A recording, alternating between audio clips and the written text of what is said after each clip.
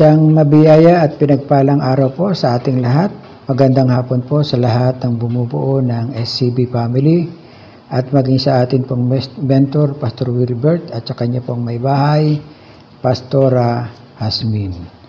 So sa hapon pong ito ay naatasan po ako na magbahagi, mag-share ng salita ng Diyos at naniniwala po ako na ang akin pong isi-share ay magbibigay ng kontribusyon sa pagpapatibay po ng bawat isa at maging sa iglesia na atin pong kinabibilangan. Kasi po ang ating pong Panginoong Jesucristo ay patuloy niyang pinapatatag ang kanyang iglesia. Kaya nga po sabi sa Matthew 16:18, "And I tell you that you are Peter, and on this rock I will build my church, and the gates of Hades will not overcome it." Bakit po gusto niyang maging matibay at matatag ang kanyang iglesia? Para hindi po manaig ang kaaway. So sa hapon pong ito ay ang tatalakayin ko po ay isang katuruan na kung saan siguro narinig na rin po ng iba sa atin sapagkat alam ko po na ituro na po ito ni Pastor Wilbert. Pero minsan mahalaga po na binabalikan po natin kasi kapag binabalik-balikan po natin may mga bagong revelation ang itinuturo sa atin na patuloy na magiging sangkap upang patuloy na patatagin ang ating buhay spiritual at maging yung ating iglesia na pinapangunahan. So ang pamagat po ng tatalakayin ko po ay what makes the church relevant. Paano ba natin masasabi na ang isang church ay relevant? Ano ang mga sign na makikita natin sa isang relevant church? So, ito po yung topic na tatalakayin ko. Sabi po rito, relevant church, it is the power to meet the needs of the people.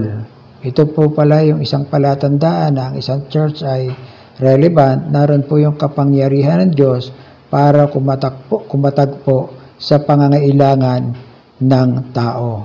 Maaari pong ang pangangailangan pong ito ay hindi material, hindi financial, o mga bagay na kailangan natin para mabuhay.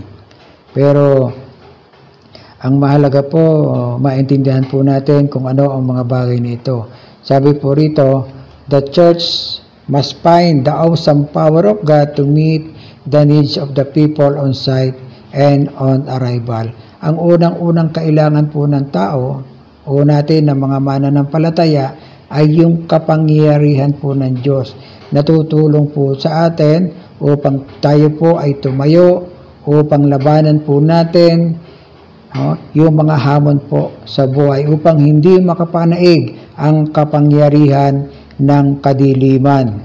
So kailangan po sa isang iglesia, sa isang church ay nararanasan ang kapangyarihan ng Diyos. Sabi po rito, the power of God must be pulsating in our service to move people from oppression and afflicted to faith. So kapag nararanasan po natin ang kapangyarihan Diyos, even yung kanyang mga kapahayagan, ito po yung magbibigay ng lakas sa atin, magpapatibay po sa atin, magpapatatag ng ating pananampalataya, yung mga pangako ng Diyos na patuloy na magbibigay, magre-repress ng ating kaisipan upang labanan natin anumang krisis, anumang hamon sa buhay na kinakaharap po natin. Naalala ko po si Jacob, nung siya po ay papunta ng Haran, galing po ng Beersheba sa kanyang lupang sinilangan. Ang sabi po rito, basahin po natin, sandali at tingnan po natin yung mga karanasan ni Jacob at maaring sa karanasan ito rin po yung nararanasan po natin sa kapanahonan natin ito.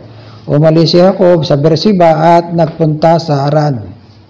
Inabot siya ng paglubog ng araw sa isang lugar at minabuti niyang doon magpalipas ng gabi. Hindi po isang aksidente na si Jacob po ay doon sa lugar na yon, inabot ng gabi at doon siya nagpahinga. Pero ang hindi niya alam, sabi niya, naroon pala ang Diyos. Sabi po rito, isang bato ang inuna niya sa kanyang pagtulog. Nang gabing iyon, siya ay nanaginip. Nagkaroon po siya ng isang pangitain. May nakita siyang hagdanan na abot sa langit at nagmamanhik manaog doon ang mga anghel ng Diyos. No? Talagang kamangha-mangha yung kanyang experience sa kanyang panaginip. Walang ano-ano'y nakita niya si Yahweh sa tabi niya. Wika niya, ako si Yahweh. So makikita po natin doon sa lugar na pinagpahinga niya, doon nagpahayag ang Diyos kay Jacob. So makikita po natin saan ba nagpapahayag ang Diyos sa atin. Sa lugar na kung saan pinili ng Diyos upang doon po tayo magtipon. No? Kaya po tayo mga kapatid, mga membro ng church, kung saan po tayo iniligay ng Diyos na church, mamalagi po tayo doon. Kasi doon po mangungusap ang Diyos, doon magpapakilala ang Diyos sa atin. No? Sabi po rito, walang ano-ano'y nakita niya si Yahweh sa tabi niya. Wika niya, ako si Yahweh, ang Diyos ni Abraham at ni Isaac. Ang lupang ito na iyong hinihigaan ay ibibigay ko sa iyo at sa iyong lahi. So makikita po natin ang pangako ng Diyos. Bagamat si Jacob doon ay wala pang pag-aari, pero nangako ang Diyos. Tandaan po natin, kapag ang Diyos ang nangako, ito ay mangyayari at matutupad. Kasi po sabi sa Biblia, sa Numbers, ako ay hindi katulad ng tao. No? Na kapag nangako, ang Diyos ay tiyak na mangyayari.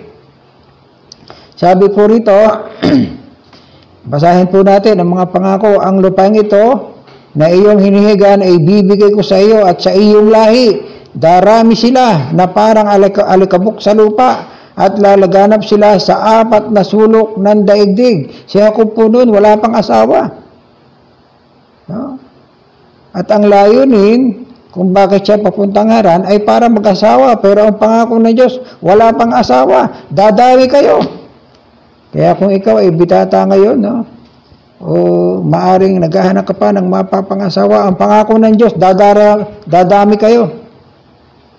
Amen. Sabi rito, darami sila at na parang alikabok sa lupa at lalaganap sa lahat sila sa 4 na sulok ng daigdig sa pamamagitan mo. At ng iyong lahi, pagpapalain ang lahat ng bansa, tandaan mo, susubaybayan kita. Grabe, no? Sa kabila ng nararanasan nating pagsubok, mga krisis sa buhay, ang pangako ng Diyos, susubaybayan kita. At ang sabi po rito, susubaybayan kita at ipagtatanggol saan ka man magpunta. Ito po yung pangako ng Diyos. Kung ano po yung pangako kay Jacob, hindi po yung pangako sa atin. Ito po yung magbibigay ng lakas sa atin upang tayo ay lumakas, tumibay sa pagharap sa mga krisis at pagsubok sa buhay po natin. Sabi rito, hindi kita iiwan. Grabe, no? Hindi kita iiwan hanggang sa matupad ang lahat ng sinabi ko. Ito po yung assurance, no? Sa mga pangako ng Diyos. Sabi ron, hindi kita iiwan. At sabi rito, nang nagising si Jacob. At ang sabi, hindi ko alam, narito pala si Yahweh. Nakakapangilabot ang lugar na ito. Tiyak ito ang tahanan ng Diyos, ang pintuan ng kalangitan. Tandaan po natin yung mga iglesia o yung mga churches na itinayo ng Diyos sa gitna ng komunidad. Ito po yung pintuan ng langit. At tandaan po natin yung mga iglesia na kinabibilangan po natin kung saan tayo iniligay ng Diyos, doon mangangako at magpapakahayag, magpapakilala ang Diyos sa atin. At doon tutuparin ng Diyos kung ano mang ipinangako sa iyo ng Diyos. Kaya sabi rin, ibabalik kita sa lugar na ito eh. Kaya kung saan tayo nabibilang na church, huwag po tayo maalis dyan. Kasi dyan po tayo pagpapalain ng Diyos. No? Kahit sino mang pastor ang nakalagay dyan, mahalin po natin yung pastor na itinayo ng Diyos. At yan po ang gagamitin ng Diyos. No? Lahat ng grace na kailangan mo, isinalaksak dyan upang dumaloy sa buhay mo. Amen? Maliwanag po ba mga kapatid? Kaya sa bawat pagtitipon po natin, kapag nararanasan natin ang kapangyarihan ng Diyos, naroon yung kapahayagan, yung pangungusap ng Diyos, yung mga pangako niya, naririnig natin, ay grabe. Walang hadlang o walang gawa ng kaaway na makakahadlang sa atin upang hindi natin gawin kung ano mang ipinagagawa ng Diyos. Hallelujah. Pangalawa po, ano yung mga sign na dapat makita sa isang relevant church? Sabi po rito, number 2, it has the power to change and transform lives. Dapat pala mararanasan ang kapangyarihan ng Diyos na ito yung babago sa buhay ng mananampalataya.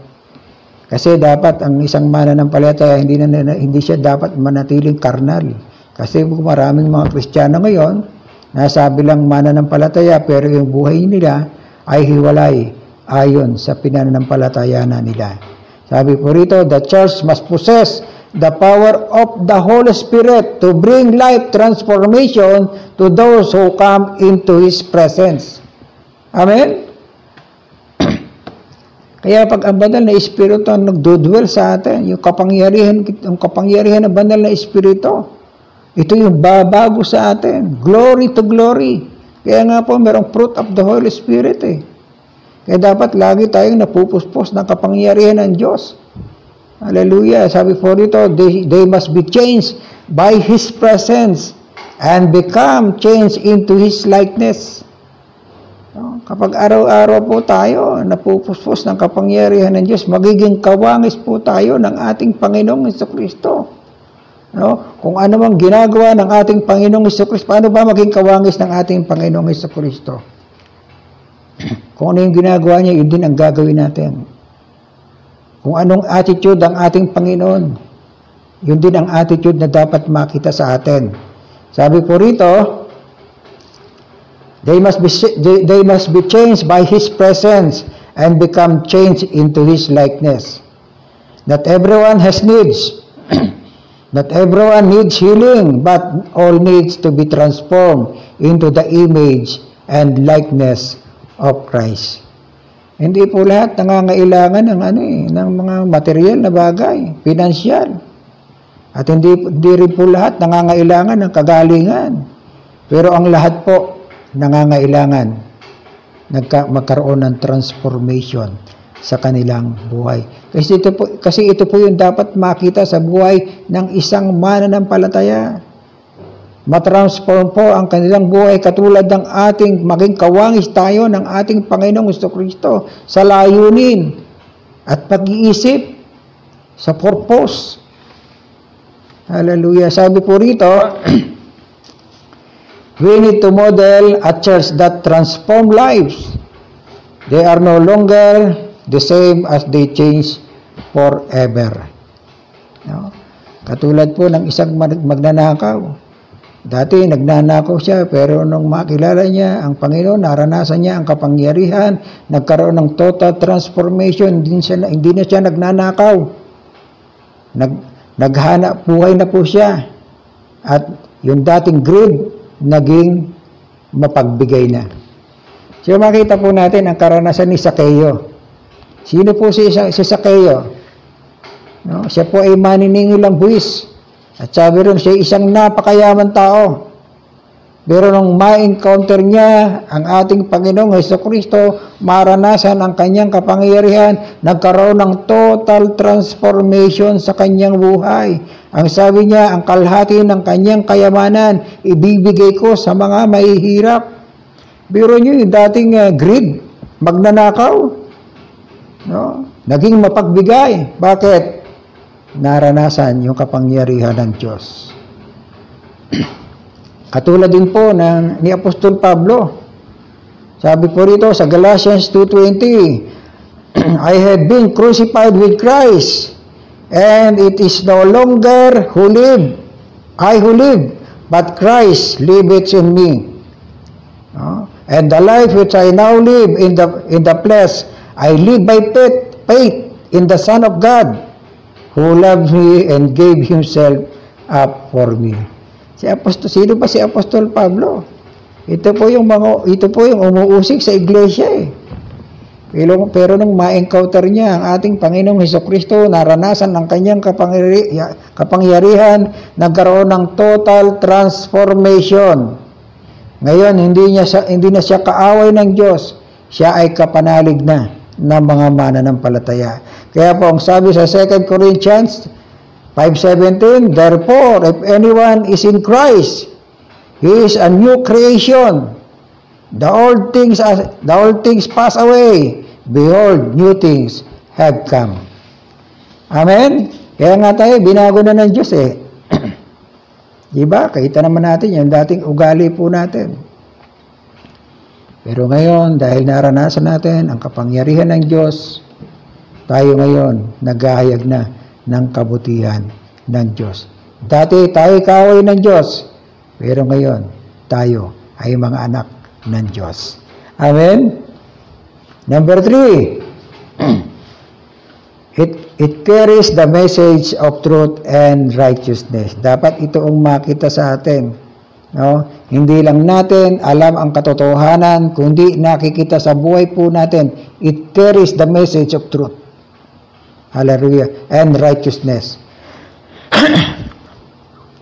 Sabi po rito, the church must hear the voice of God and deliver the truth to each generation. Kung ano ang sinasabi ng salita ng Diyos, yun dapat ang ipangaral natin. Wala po tayong babaguhin. Wala po tayong idadagdag. Hindi po tayo nangangaral na pinapamper po natin ang tao. Kung ano ang kapahayagan ng Diyos, kung ano ang sinasabi sa Biblia, yun po ang ating ipapangaral. Ano po ang sabi sa 2 Timothy 3:16? Basahin po natin para lubusan po nating maunawaan. 2 Timothy 3:16. Sabi po rito, all scripture is God's breath and is useful for teaching, rebuking, correcting, and training in righteousness. Ito po yung salita ng Diyos. Dapat yung apat na yan mangyari, maipangaral. Kung kailangan i-rebuke yung tao, i-rebuke. Kailangan yung righteousness. No? Kung ano yung katotohanan ng salita ng Diyos, yun dapat ang ipangaral po natin. Sabi po rito,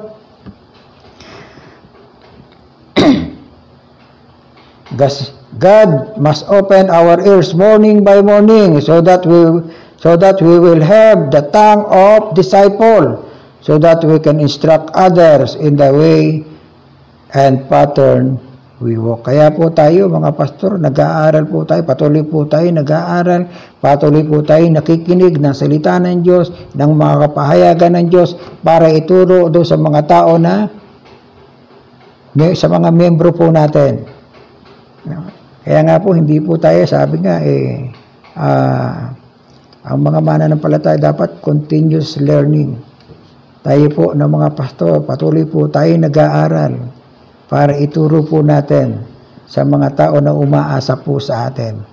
Amen? Kaya nga po sabi sa Isaiah chapter 50 verse 4, the sovereign Lord has taught me what to say. Ang Diyos po ang nagtuturo sa atin kung ano yung dapat sabihin po natin. Kaya kung ano yung pinasasabi ng Diyos, sabihin po natin. Walang labis at walang kulang. So that I can strengthen the weary. Every morning makes me eager to hear what He is going to teach me. Kaya yung eagerness po natin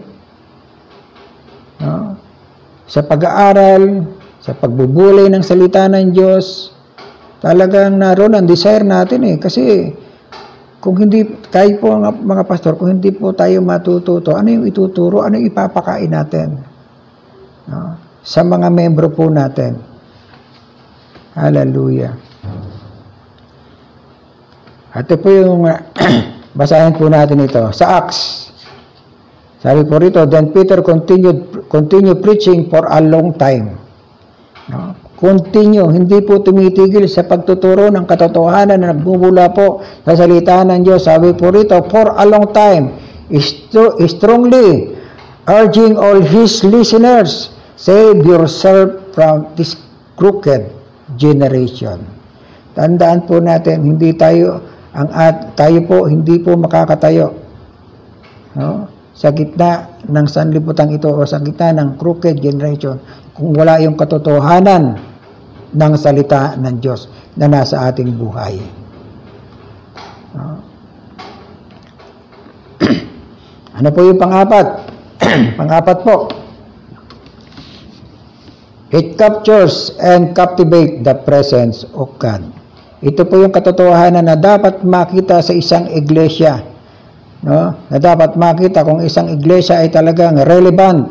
Dapat it captures and captivate the presence of God. Naalala ko yung gawin ang tabernacle, sabi po roon, no? Build the tabernacle according to the pattern I will show you. At nung magawa yung tabernacle ayon sa pattern na ibinigay ng Diyos kay Moses, anong nangyari? Bumaba yung presensya ng Panginoon. Kaya po tayo dapat mabuild po atin yung pattern na kung saan hinihingi ng Diyos sa bawat mananampalataya. Mamuhay po tayo ayon sa katuwiran, ayon sa pamantayan, ayon sa prinsipyo ng Diyos, at makikita natin ang kapangyarihan ng Diyos ma-attract sa ating mga gawain. Sabi sa Biblia, 2 or 3 gathering in my name, I am in the midst of them. Hindi po nangangailangan ng marami. Napakarami nga, marami nga nagkakatipon, pero wala naman doon ang kapangyarihan ng Diyos. Yung presence ng Lord, useless. Sabi po rito, the church that is relevant has the power attract God and His tangible presence into the house of God. Kapag ang church na pinangungunahan po natin, nakikita doon yung talagang righteousness, talagang mararanasan yung tangible presence of God. Talagang mararanasan mo yung presence ng Panginoon, yung malakas na pagkilos ng Diyos. Sa mga pagtitipon po natin, sabi po rito, He will tabernacle among us and dwell in us. Amen? Maliwanag po ba mga kapatid? So sana huwag basayang ang mga ganitong mga pagtuturo para hindi tayo matuto. No? Ang Diyos po ay talagang ang gusto niyan maging matatag ang kanyang iglesia. Amen? Number 5. Ito rin po, napakahalaga rin po nito. Ito po isang palatandaan na dapat makita sa isang relevant church. Sabi po rito, it has apostolic structure for church health and church growth. Without apostolic structure, napakahirap magtumibay at tumatag ang isang iglesia.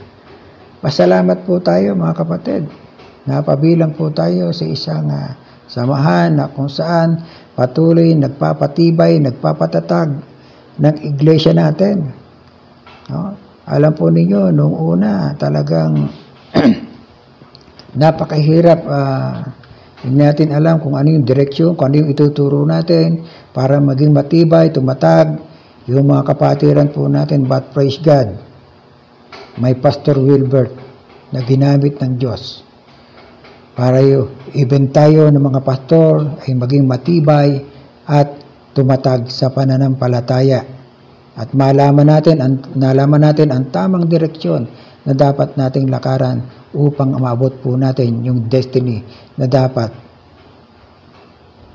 na inihanda ng Diyos para sa atin.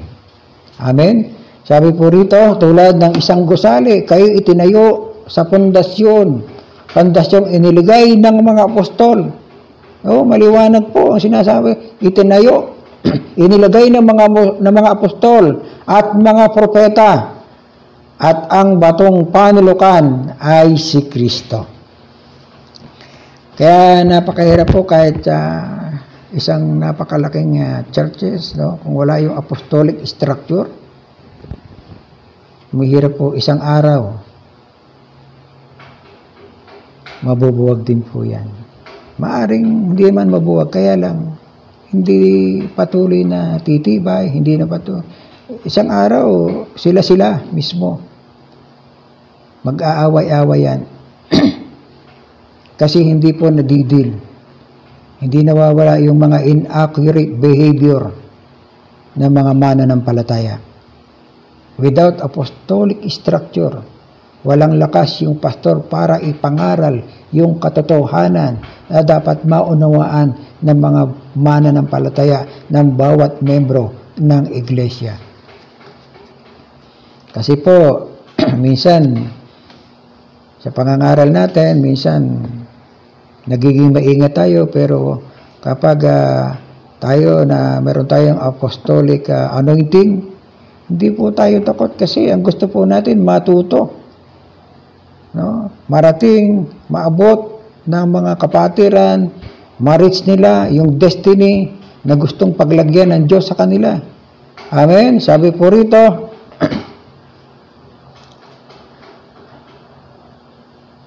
the church that will be relevant to the times we are living and will have both church growth and the church growth in its focus. We are not advocating quality against quantity, but quality with quantity. For that to happen, we must know how to bring the church in healthy stage and state. Sabi po rito, when the church health is established, we can be sure that healthy people will produce. Talaga namang yun ang mangyayari kapag matibay, matatag ang iglesia. No, ano yung may puproduce po natin? Healthy people. Mga tao na kung saan tutulong sa'yo, susunod sa'yo, ano man ang ipagawa mo. Naalala ko po yung mga sa Joshua chapter 1, no? Yung mga yung mga tagasunod ni Joshua, ang sabi ng mga Joshua, ang sino mang sumuway sa iyo o lumaban sa iyo, kami ang papatay. Pagkaganyan po yung mga leader natin, hallelujah. Talagang tayo ng mga pastro talagang tatapang no? At mangyayari lang po yan with apostolic structure.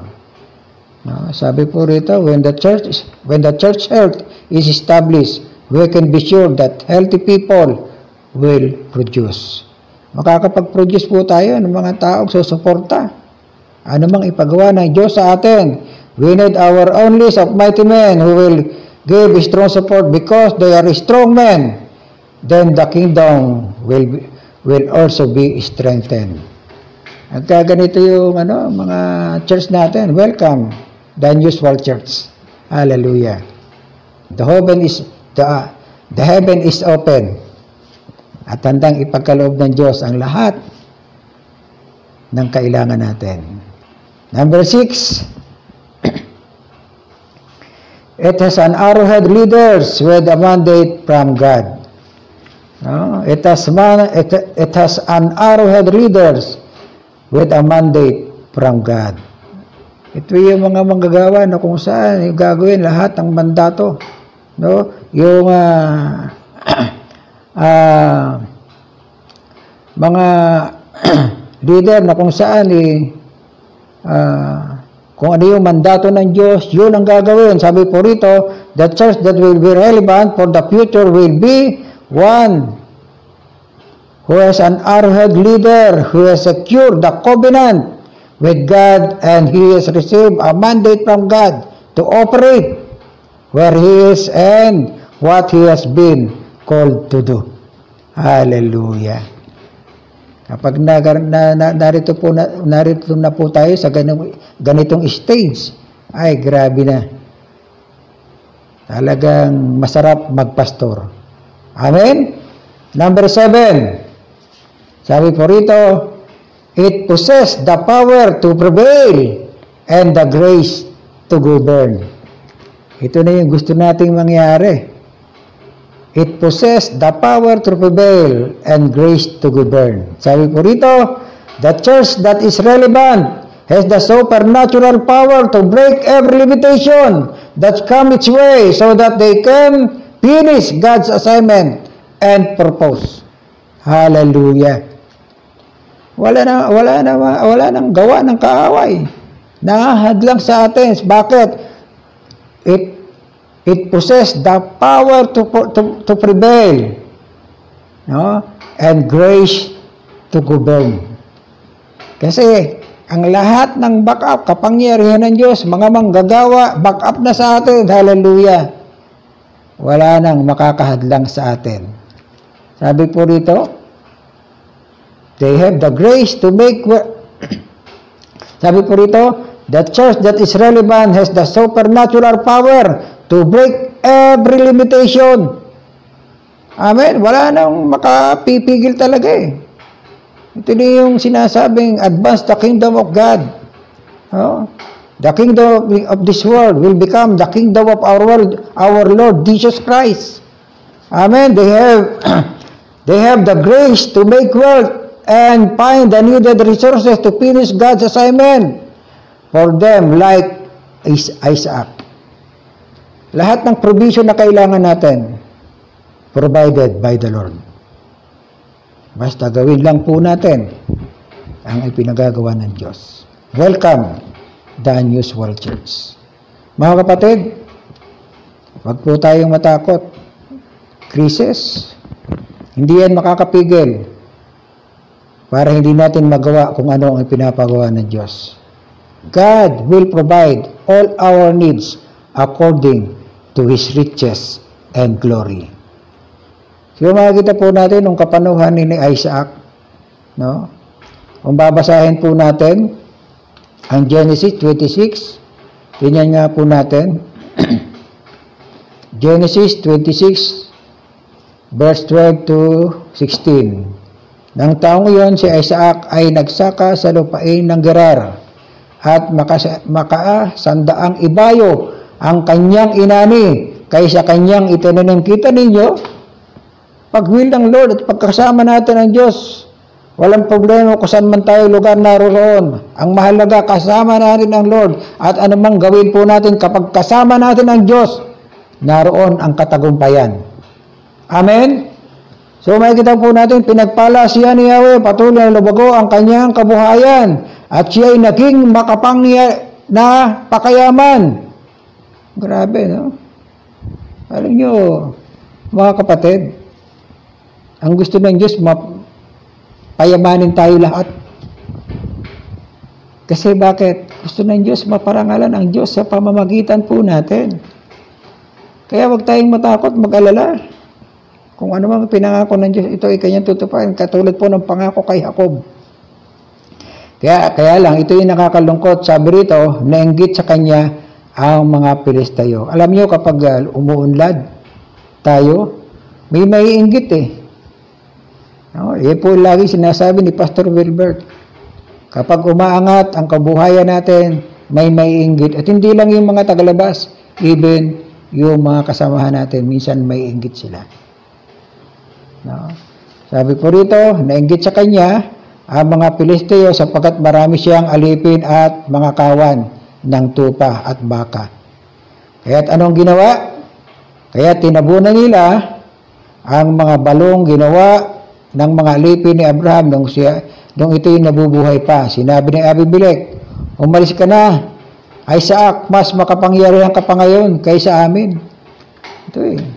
Kapag nakikita ng mga tao, yung mayaman tayo, ayaw makipagkaibigan sa atin.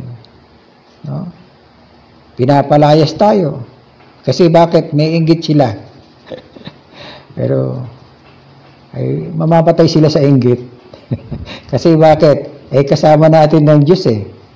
Sayaw natin sa gusto. Kapag kasama natin ng Diyos, ibibigay ng Panginoon ang lahat ng ating kailangan. At ito po maganda. Basahin po natin. Genesis 26 verse 29 to 20, 26 to 29.